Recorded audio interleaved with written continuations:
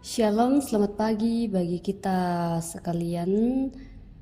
Mengawali segala aktivitas kita pada hari ini, saya mengajak kita untuk bersekutu dengan Tuhan.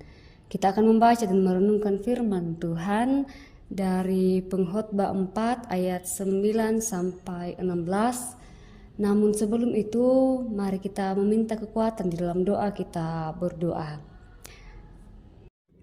Ya Allah, ya Tuhan pemilik kehidupan kami sungguh bersyukur Tuhan untuk kasih setia dan pemeliharaan Tuhan yang boleh terus kami rasakan di dalam kehidupan kami.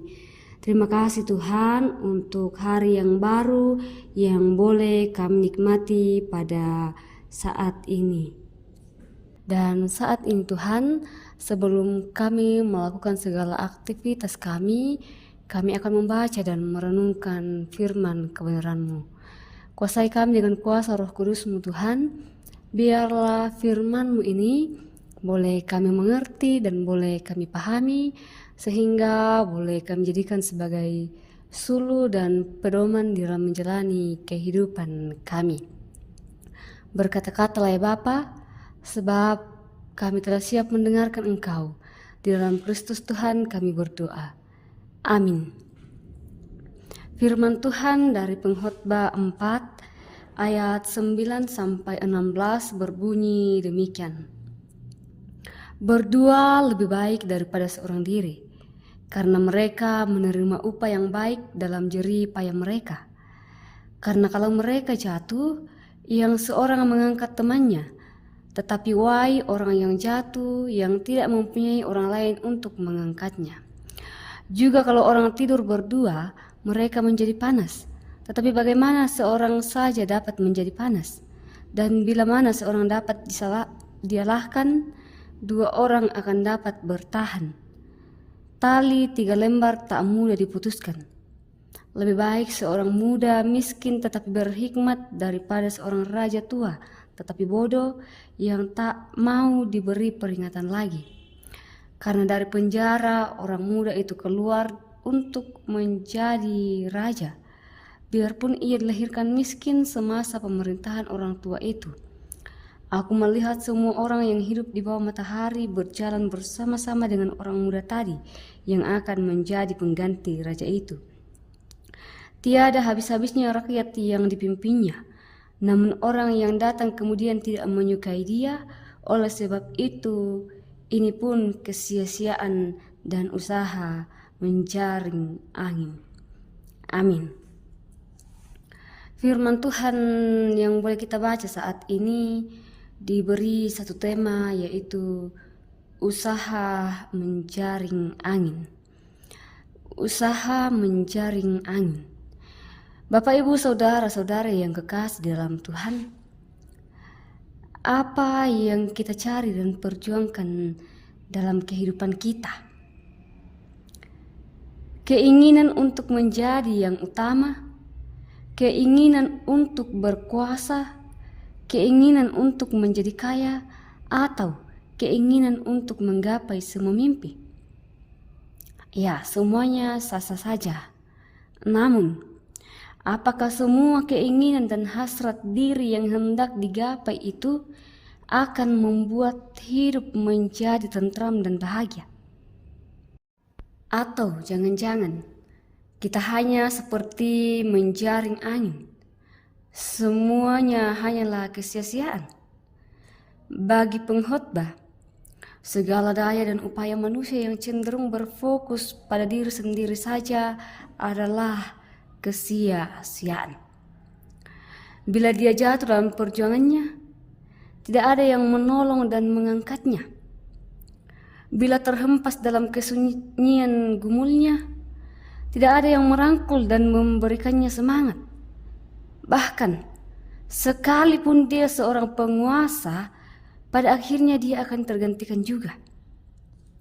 Pengkhotbah mengingatkan bahwa hidup ini bukan semata tentang diri sendiri, tetapi juga menyangkut relasi hidup dengan orang lain, terlebih relasi dengan sumber hidup yaitu Allah.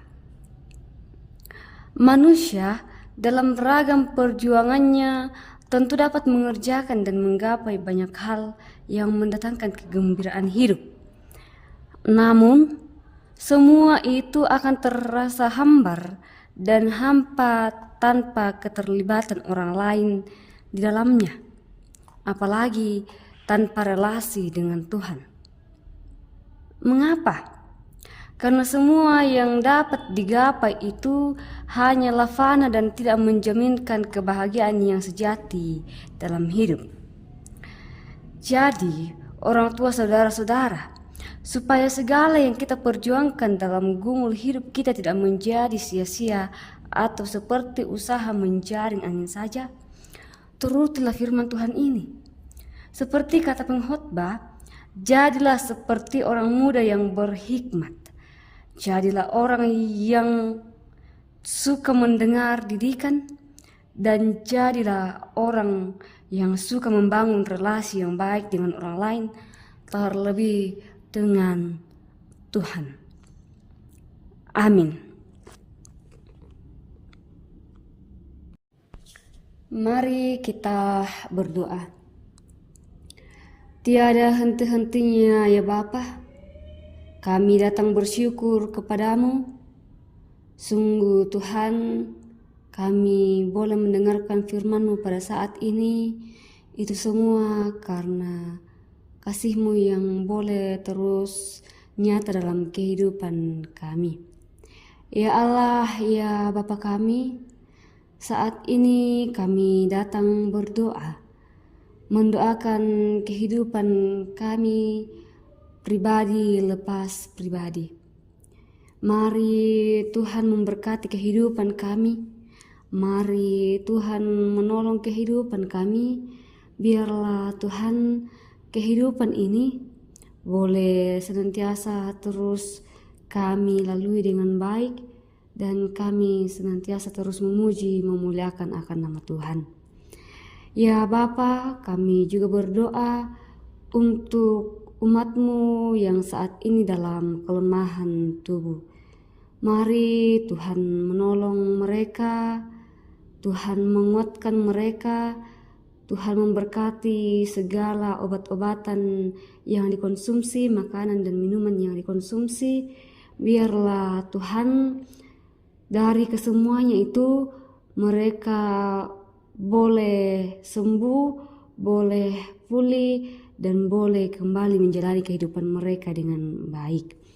Tuhan Sang Pemilik kehidupan kami juga berdoa Tuhan untuk orang tua kami yang saat ini dalam usia yang lanjut. Mari Tuhan memberkati mereka, memberikan kekuatan juga kesehatan Tuhan. Biarlah di dalam usia lanjut ini mereka boleh senantiasa terus berpengharapan dan boleh terus mengimani Tuhan di dalam kehidupan mereka.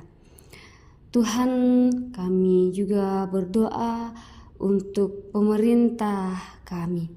Mari Tuhan memberkati mereka, memberikan mereka kesehatan Tuhan, juga kebijaksanaan. Biarlah Tuhan mereka boleh memerintah kami dengan baik, dengan penuh tanggung jawab, nama-Mu dipuji dan dimuliakan. Ya Bapa, kehidupan kami saat ini hingga seterusnya Tuhan, kami terus serahkan ke dalam tangan pengasihan Tuhan. Di dalam Kristus Tuhan kami berdoa. Amin. Demikianlah ibadah kita pada pagi hari ini. Tuhan Yesus yang akan terus memberkati kehidupan kita. Amin.